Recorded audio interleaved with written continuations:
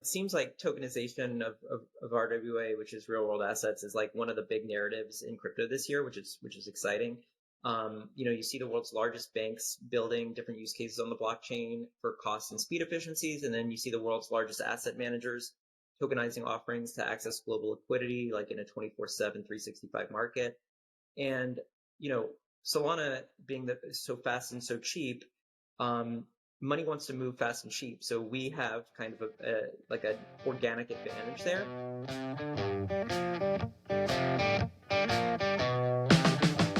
Welcome to the ATX DAO podcast, the hub for exploring the forefront of blockchain technology and Austin's Web3 community.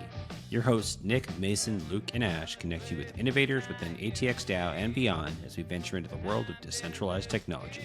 So crack open a beer and join us for a front row seat to learn about the innovations and trends shaping our digital future. This is the ATX DAO podcast. Nick is currently the head of institutional growth at Solana Foundation. He has a storied history of, like a lot of wins in this space. Like you mentioned earlier, pitch competition, also fellow Austinite. He went to school at Emory, and then he did the right thing and came to UT Austin, got his law degree. So hell yeah. So much of Texas love. He's also, the dude was like a Web2 VC, which is wild, and also a Web3 VC, and now he's at Solana. Also, by the way, if you want to get on Nick's good graces, he loves Italian wine. And don't ever fucking play him, man. Don't play this man in a game of tennis. I think he'll just straight up destroy you. So yeah, some good overall vibes of who Nick is. Thanks for having. Yeah, dude. We super appreciate you once again being here. So, I mean, the market's insane right now. There's so many things to talk about, but usually on the cast, we keep it conversational and chill.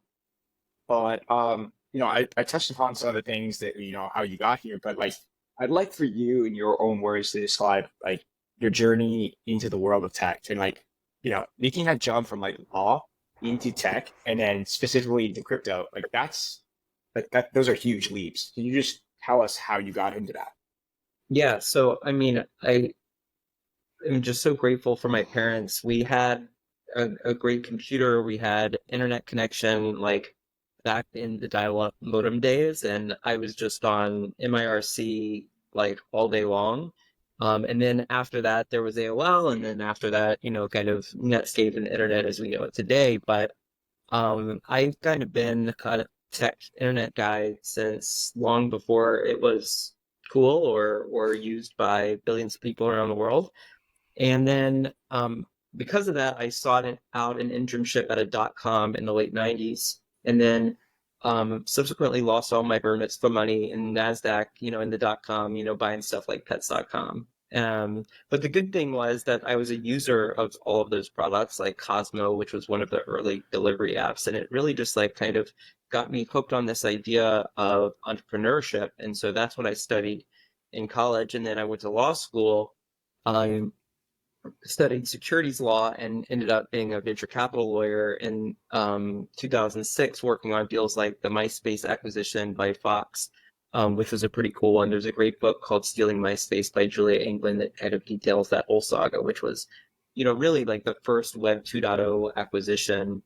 And then, I thought it looked so easy, so I took the leap. I left my very comfortable law firm job and became an entrepreneur in 2010.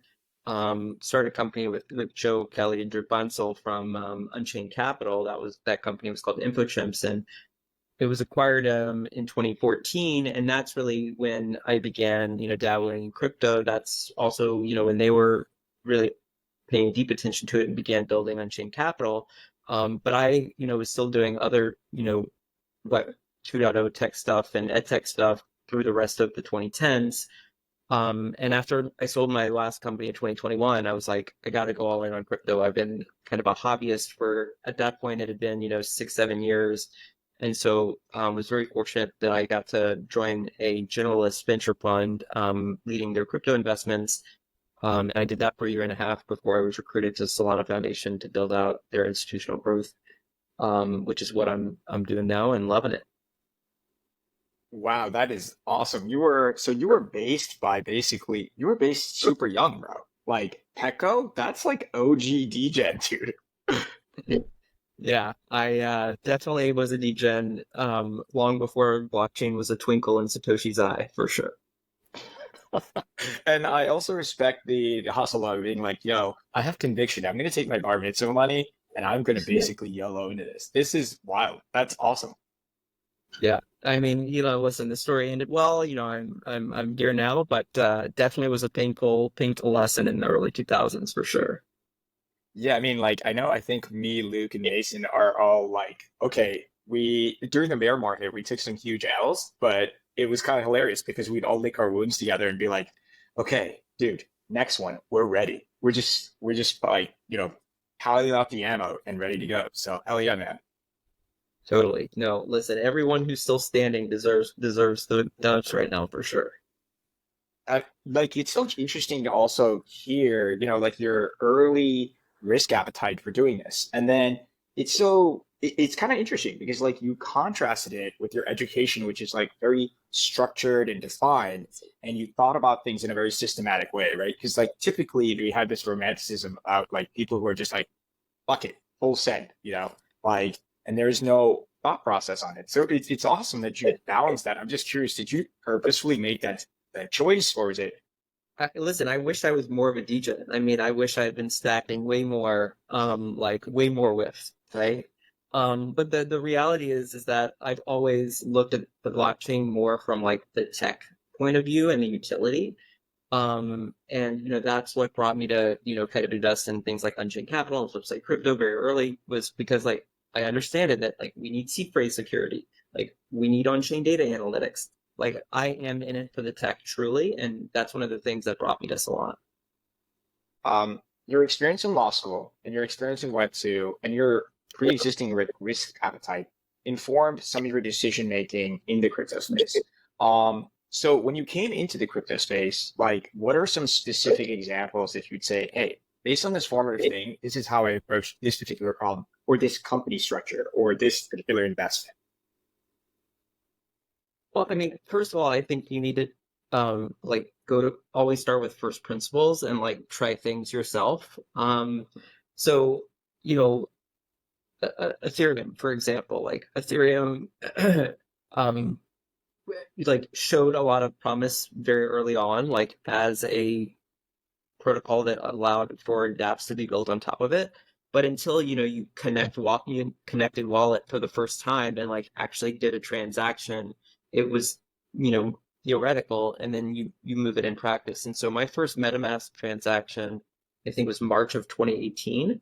So I had been sitting on some ETH, and and my ETH was in Coinbase because there wasn't yet Casa or whatever, and Casa is like the unchained capital for Ethereum, and then there's Squads, which is the same thing for Solana, well, which is an awesome product, by the way. But yeah, I mean, it was like trying these things out, like seeing how they worked, and then kind of backing up and saying like, what does like the perfect version of this look like? And that's not necessarily possible, at any given state in the technology cycle. But like today, I think the infrastructure is so much better than it was certainly in that 2018 cycle, and even in the kind of 2021 cycle. So I'm really excited about where we are today. But why Solana was when I was a VC, I like noticed this pattern where a lot of like the most technical founders that were in the space like were choosing Solana, and not because they were getting big grants, but because they were just like hyped up on the tech, and they said it was like so much faster, so much cheaper. And then I started playing around on Phantom, in 2021 or whatever, and like doing stuff on Solana. It's like, wow, like if you know experienced how things work on ETH mainnet and then on L2s, and then you start using Solana, you're like, okay, I see the difference. I see that different things are possible on a network that behaves like this versus a network that behaves like that. And I'm not saying one's better or worse, but they're different for sure. And that's one of the exciting things that I think about the blockchain is there's so many different um, technologies out there, and certainly for things that you need speed and low cost, Solana is the best. But for other stuff, maybe there's other kings that might be better. Yeah, I really appreciate that. Like, I mean, like, so Solana, it's like almost like it's part of a lexicon of crypto now, right? Like it's almost like spoken in the same reverence of like Bitcoin and ETH. Yeah, especially in Austin, with like, big name VC basically being in our backyard, with these, it's really, really cool. I was curious to see, have you the early days from Solana and the founders also being like uniquely grounded in this idea of like telecom and coming from like storied backgrounds and successes in their careers, like do you still feel like the early vision that was there in Solana is playing out every day in this new wave? So, I wasn't there for the early days of Solana, but when when I hear the stories around the campfire, I mean, in some ways, I think it's still early. Like nobody's too late to come into the blockchain period and crypto period, but certainly Solana. So we welcome everyone, even if they've never, tried Solana. We welcome them into the community. But I think Tolly's vision, and just like Vitalik and the Ethereum crew built on Satoshi's technology and vision, right? Um, Foley and Raj and the Solana crew built on Vitalik and Ethereum's vision, right? They said, cool, this idea is really great, but what if it was hella faster and hella cheaper, right? And that was the vision from day one, and that is still the vision today, and we continue to make strides in making it even faster, right? So Jump Crypto is working on a new validator client for Solana, which will make it only the third blockchain other than Bitcoin and Ethereum to have multiple independent validator clients. And the testnet speeds are clocking in at like a million TPS for Firedancer. So there's going to be like another step level improvement. And going back to what you said, Totally obviously came from Qualcomm, and his whole kind of vision is that the software should run as fast as the hardware is capable, right? So Solana should continue to improve as a network, as the technology, as the hardware improves, right? And if you believe in Moore's law, that the hardware is going to get better and better and better, right? Like just as it always has, and that will allow for the software to get better and better and better as well. Yeah, I mean, that's like, so, I mean, you touched upon this thing of Fire Dancer, right? And then how that being like a quantum leap in terms of TPS. So I was just hoping like to understand if you're basically looking for, an insane amount of TPS, I guess like where, how do you see Solana's like growth and the path forward for it. Because like everyone is talking about like, hey, let's have all these narratives of like gaming and then DeFi and net retail. But I'm just curious because like if you're saying a million TPS, like bro, that's like the world is your oyster. So I'm wondering like what do you foresee happening with that? Yeah, I mean, so Solana is very fast, cheap, and secure, right? It's about as secure as Ethereum mainnet. There's something like over nearly 3,000 independent validators, but it's way faster and cheaper even than any L2, And so that combination allows for novel use cases like you mentioned, Ash, that are only possible on Solana. And so you couple that kind of technological capability with a incredibly active and vibrant global community. Like earlier today, they had the monthly super team ecosystem call, and like it's always so fun and inspiring. But to like groups of people from all over the world, Africa, Philippines, India, South America, all these amazing people building on Solana, and they don't care about the status quo, right? They're not encumbered by like whatever exists today. They're building what they want to see in the future, right? And I think that is what Solana is all about, is kind of creating these novel use cases because the tech rails allow you to do stuff that just is insanely cool.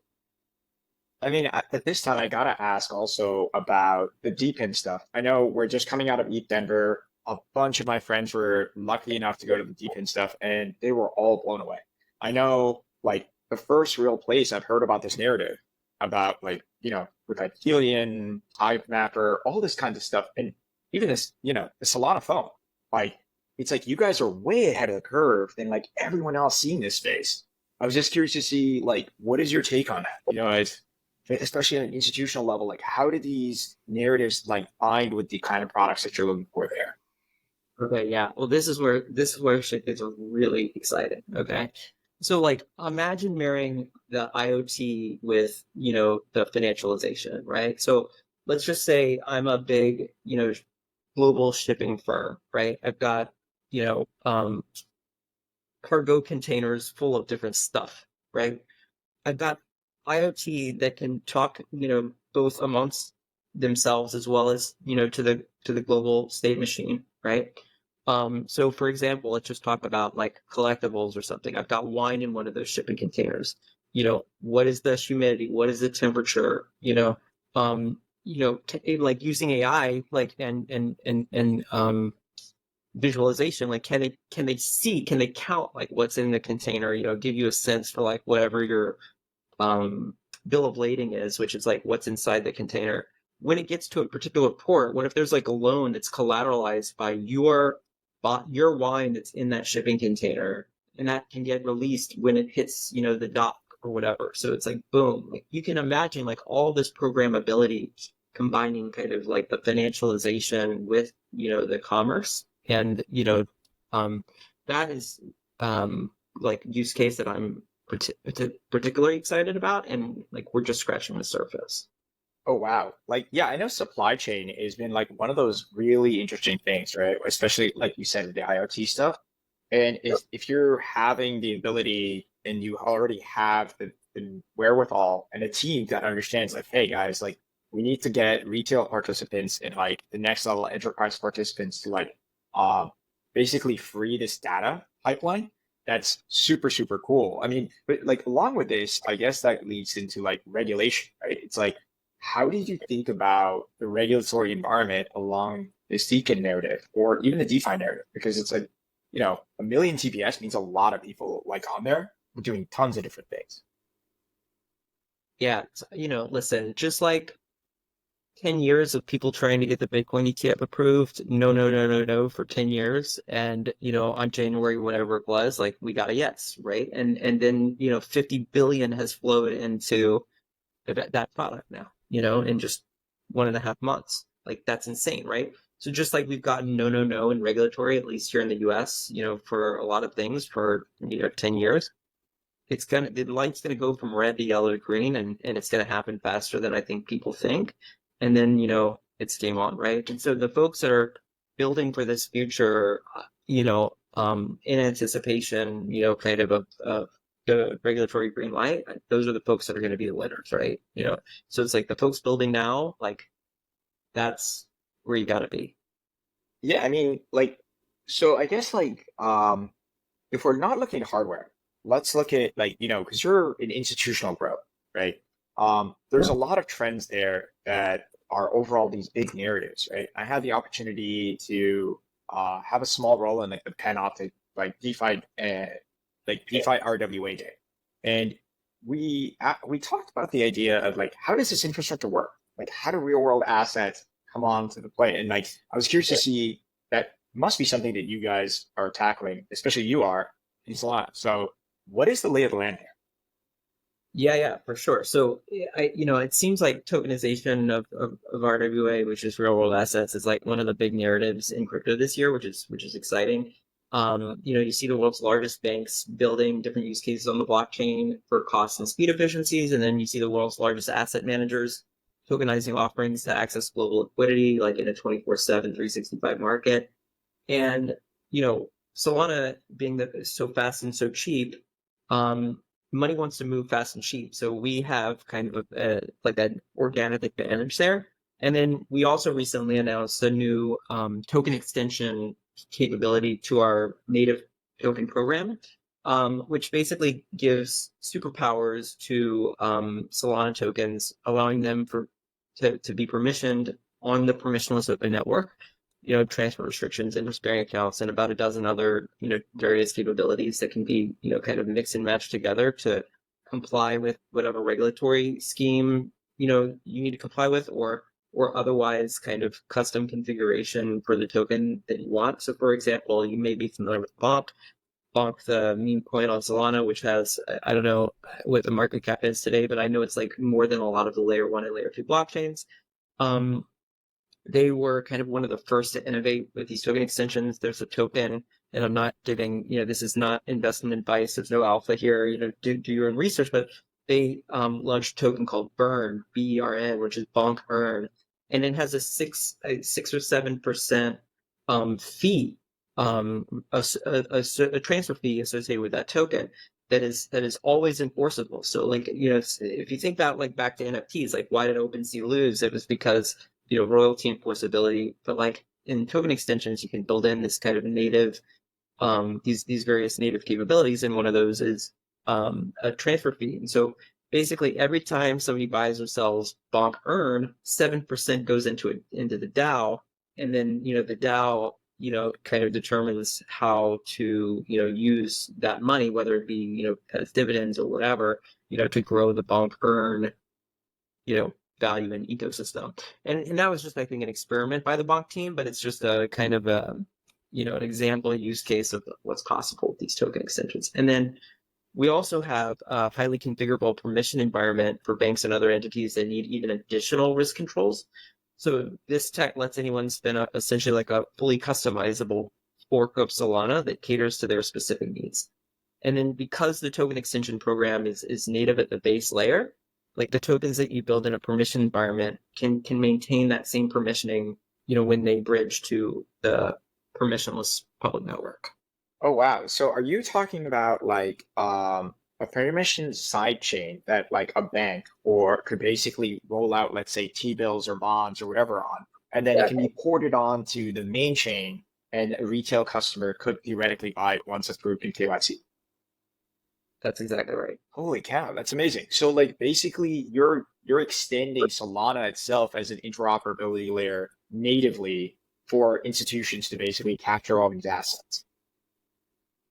Yeah, and that's what I'm tasked with. So, my day-to-day is talking to the world's leading banks, financial institutions, asset managers, to get them to build, the future on a Solana blockchain, whether it's the public permissionless network or in a, hosted private, version of Solana that caters to their particular needs given, their risk profile. And JP Morgan, for example, has their Onyx chain, which is a private blockchain that they built since, 2016, 2017. They spent years and years and years and, hundreds and hundreds of incredibly talented software developers to build that technology. Like, if you were trying to do the same thing in 2024, why wouldn't you just use a Solana permission environment and like in a day you can be live, like with all this capability. So it's a pretty powerful value proposition. Yeah, I mean that's really exciting. Because like, it's you have domain knowledge, right? And like financial institutions have domain knowledge in a specific area, and now they are like, well, how do I extend this knowledge of this asset class into the greater, wider world? That's really cool that you're looking at it as like I guess like chain as a service. It's like a SDK that's ready to go, which is really novel. Because most people, it seems like, always have to think about the interoperability play. But you're like, hey, I'm just going to give you this whole thing and then do with it what you need. Yep. That's the beauty of open source, yeah, technology. yeah. I mean, it's really, really cool, right? Like, I think like 10 years ago, we would have never thought about things this way. But like, this, like you said, a permissionless world, like anyone can build whatever they want. You just have to put the guardrails wherever you want it to be, and you can decide what that is. But I guess my next question is, you talked about, okay, you know what? I'm gonna ask about the phone. Well, I mean, how did you get? This was like a left field, left brain kind of thing for some of us that were like not so in the ecosystem or like watching closely. How did this? I mean, just like how? And like, congratulations on all the success, by the way. Well, I can take zero credit, and I honestly, I don't have that much visibility to it. All I know is that Saga 1, sold out and has been, a big success. And I think Saga 2 pre-orders, I think, hit over 50,000 pre-order sales, which is incredible. Like you're one of those, Mason. Awesome. I mean, 50,000 units that's a lot of handsets. I mean, it really is, and pre-order especially. So, pretty incredible. And the team working on it is amazing. Like you mentioned, the Solana Labs team knows how to build hardware and tech and software, and you kind of combine all those things with like native custody in the phone for your crypto. Pretty powerful stuff.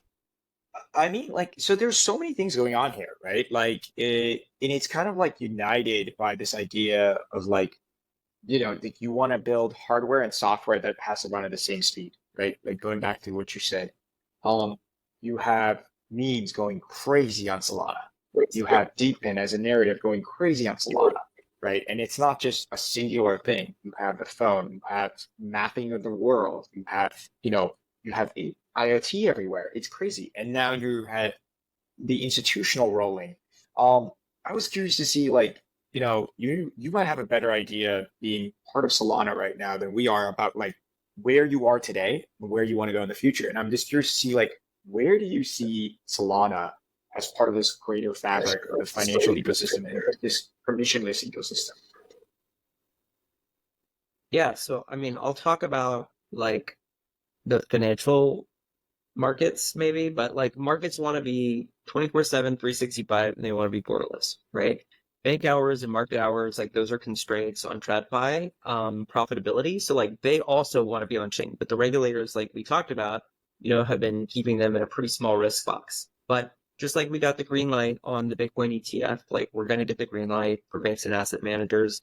And then, things are going to pop off. And you're already seeing, early implementations by startups, like doing the types of stuff that these banks and asset managers want to do, like Ondo, which has tokenized treasuries on Solana. They wrap BlackRock iShares ETFs and bring them on chain. You've got Pyth, which is a pricing oracle built on one of those permissioned Solana networks that I was talking about. You've got Etherfuse, that is on-chain Mexican sovereign bonds. You've got Bridgesplit and Maple doing private credit and collateralized lending. Credix doing small business loans in Latin America. Homebase, Empire DAO, Parcel doing tokenized real estate, and many more, right? And so I think that in the future, you'll be able to use your bank and brokerage assets the same way you use crypto assets in DeFi, right? Like your money and your assets should be earning yield all the time, 24/7. You should be able to borrow against your bank deposits, your brokerage assets, like, for anything, right? And I think that that's the future we're going to see. It's going to take a little while to get there, but that's what we're building towards. Wow. So like basically there is no DeFi and CeFi. There is just finance. Yeah, I mean, I think that's right. Like, if you look at the data today, like RWA is like first is treasuries, second is like private equity, private credit, and then third is real estate with like a long tail. After that, if you think about like what these things have in common, one, they're like typically dollar denominated, and they're yield generated, right? And there's obviously way more depth, in the market for credit funds and real estate, and then I think bank deposits, brokerage assets, 24/7 trading, lower forex fees, and the ability to use them as collateral and generate yield for, when that's the name of the game, I think. And so that's the future, I want to see, and why I'm working on institutional at Solana. The reason why I had to take a call at the beginning of this was because I'm trying to close a CD and I have to go through multiple people to close it. And then they're sending me a form to sign. And they were like, oh, well, if you don't do this, What is that it's going to CD automatically. What is that What? CD yielding? Oh, you're trying to Like, close in. yeah, I'm trying Yeah. to get it back. The yield is very low, obviously, but it's like the fact that I have to do all these things just to get my money back. And they were like, oh, by the way, if you don't do this within the next 3 days, we're gonna redo it. And I'm like, no, I need this money now. So I have to call two people, sign a form, and it's just like these are the type of these are the type of tiny, minute inconveniences that at like the massive scale of the global financial market, people don't understand the revolutionary potential of any type of blockchain when you like add it all up. I mean, it's incredibly powerful. Like Ondo, which I think is generating something like 5.2, 5.3%, You can literally go swap into that today, hold it for as long or as short as you want, swap out of it and get that, prorated interest. If you have a higher risk profile, you can go on Etherfuse and buy those Mexican sovereign bonds at 11% interest, at very short duration. I think they've got like 7-day, 21-day duration. So like, I mean, this is certainly the world we're moving towards. Yeah, it's wild.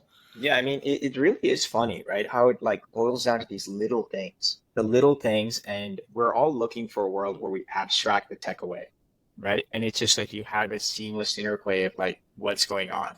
Um, I guess like, Mason highlighting this particular like pain point for him. Is that like one of the things that you guys want to do at Solana? You guys want to abstract, like the tech is all great and the narratives are great, but we want to make it so simple. Is that like one of the big components that you feel like is going to drive your success here?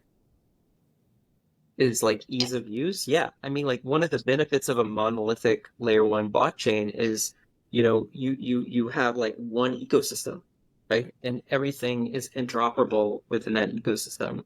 Like, I mean, good God, I love Ethereum. Like I love Ethereum. I love it. But like, there's a new meme coin on Sora called Enjoy. I don't know if Yeah, you've seen this yet, I but did. I like, have my enjoy. Yes.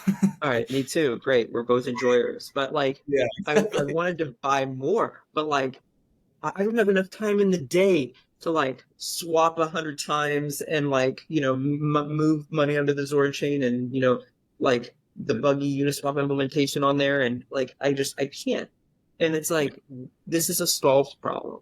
This is a Yep. solved problem. Now I want to enjoy my enjoy on Zora, like as much as the next degen, but like, you know, there's so many benefits to a really fast, cheap, secure blockchain like Solana. I mean, It's very painful.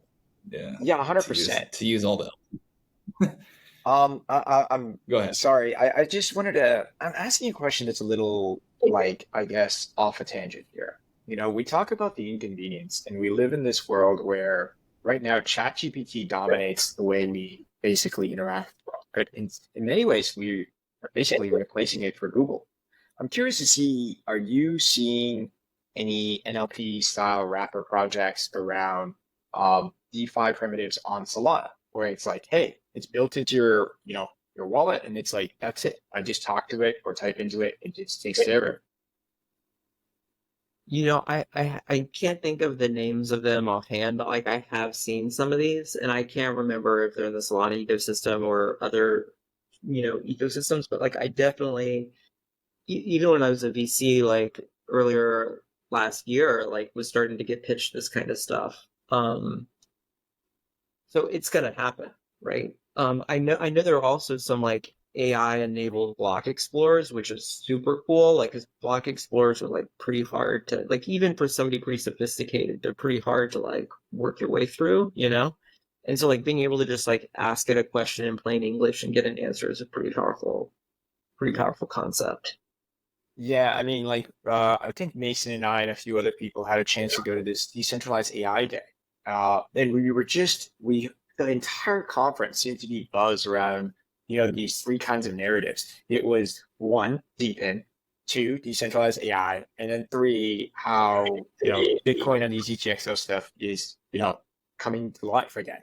But like, it is kind of crazy to see a lot of these narratives can be only applied in like specific types of archetypes, right? They only work in certain modalities. And it seems like Solana might be really right to make that happen. I mean, listen, it's pretty clear to me that on-chain is the next phase of the internet, like going back to my .com days, but like after mobile, social, cloud, AI, like it's on-chain, right? So buckle up. Yeah, I mean, so like, okay, so now this is amazing. So we have a future where everything is on chain. We have million TPS being unfolded by, Solana and Jump. But one of the things that we're gonna, like we're all degenerates. Me, I know I can definitely, be called a base lord lizard king, no problem. Uh, but like that being said, my question is like, we've had outages in the past. And I'm curious to see, we're going up to million TPS. So that means there's like so much more we're going to be pumping through here. The question is like, how do you guys deal with that? And like, what happens and like what kind of contingencies are in place? Because like retail itself can sometimes be like, oh, panic mode, but like I'd imagine a suit is like, whoa, panic mode. So like, what do you think about that? I mean, listen, Amazon goes down occasionally, like as of today, I think we've got 3 nines uptime for the past year, and that's about as good as any enterprise SLA. And especially it's astounding when you think that Solana is a decentralized protocol with thousands of validators. The downtime in February was a few hours, like in the early morning US time, obviously like prime time in Europe, but like a patch was developed, released, and accepted by the global network of validators in a matter of hours to get, no block loss, no transaction loss. Like that's pretty astounding when you think about it. And then Firedancer having multiple validator clients, provides a redundancy and adds more resilience to the network. So folks can just, switch to a different validator client to keep the network coming. So this is why you don't see outages on Bitcoin or Ethereum, because there's multiple validator clients. And so Solana is going to have multiple validator clients, and I don't think it's going to make that much less likely. And it still was about a year since that last outage before this most recent one. So I mean, I think we always can improve, but yeah, it's pretty darn good. Yeah, I wasn't aware that Fire Dancer was not only about TPS, but it's also about resilience, right? Like, I definitely need to do some more homework into it. But like, yeah, I think that's super. It's a very fair and honest response about like where we are. I mean, everything is just a trade-off, and it's like you're basically building it, right? We're all building the airplane while we're flying it, which is pretty exciting for all of us. I guess like my next question is like, you know, you've done it before. You're a founder, you're a VC, and now you work at a foundation at like one of the biggest blockchains in the world. You know, like you were also in the pitch competition, right? Giving as a judge. Uh, my question is like, what advice do you give? Like if for people that want to be like, hey, I want to come into this space and like build, either as core team, as a founder, like what is your take? Like, and no filter, no cap, just like send it, bro.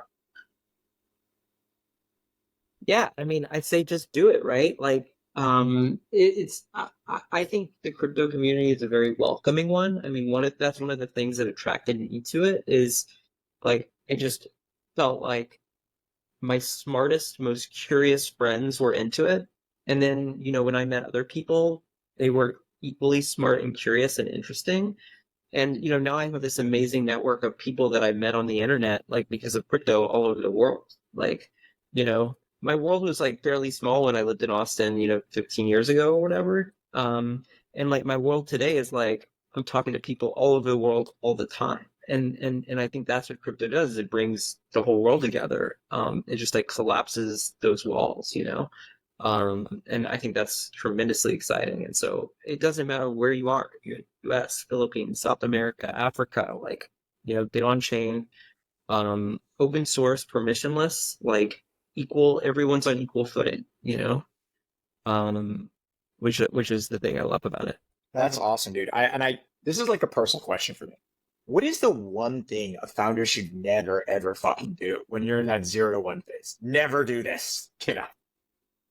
I mean, don't lie or steal. I mean, like, especially in this space. This space, can tend to bring out like, some of the worst human qualities in some people, right?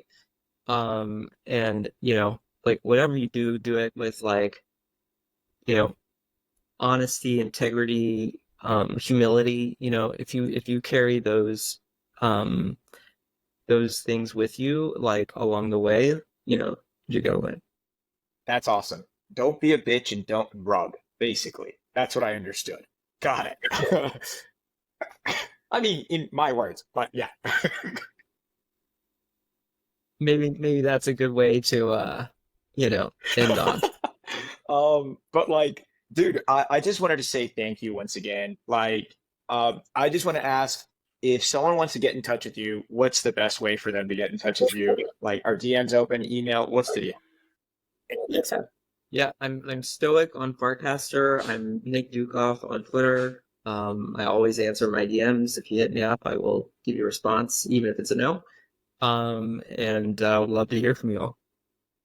Dude, thank you, Nick, for coming on here. I also got a shout out for Nick, for putting me on the path to like basically on the current path that I'm on. Like I said, we were on the same schedule early in the thing, and he introduced me to a friend of his, and he basically orange pilled me, from I guess gray pilled and blue pilled from Ethan Cardano, and he was like, dude, go on this path, check it out, and see what happens, and take the chance, like. So, dude, so much love, and I really appreciate it, bro. I can't wait to see you again. Thank you once again, dude.